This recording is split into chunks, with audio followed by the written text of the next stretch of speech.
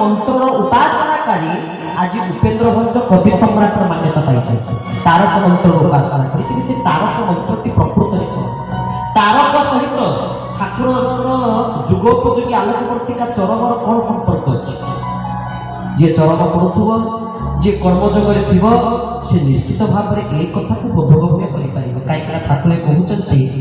जे कर्मजोग धर्म धारा तू छाड़ी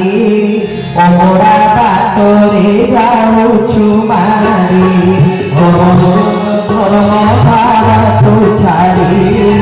अमरा बाटरे जाऊछु मारी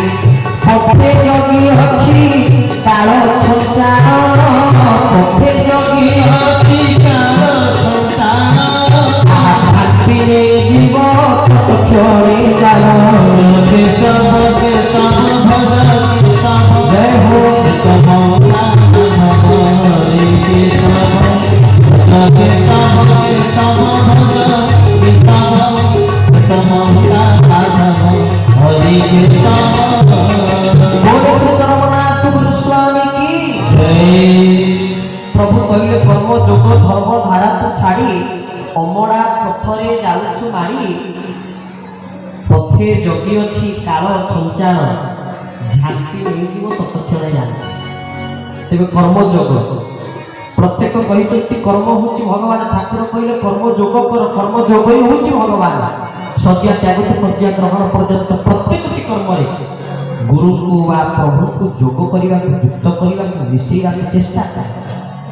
तेरे जो तारक मंत्र जी आपको तारक से तारक ता सहित जो तारक मंत्र उपासना पद्धति बता जाइए शास्त्र पुराण मानन करे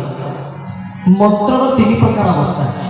मंत्र कहले कौन बुझा ना मननाथ प्रायते एति मंत्र ए बहिर्मुखी मन को जे अंतर्मुखी करके से होचंती मंत्र आ मंत्र तीन प्रकार कौन कौन तीन प्रकार मंत्र ना हारक द्वितीय होची पारक आ तृतीय होची तारक तीन प्रकार तो प्रथम मंत्रटी कौन ना हारक अर्थ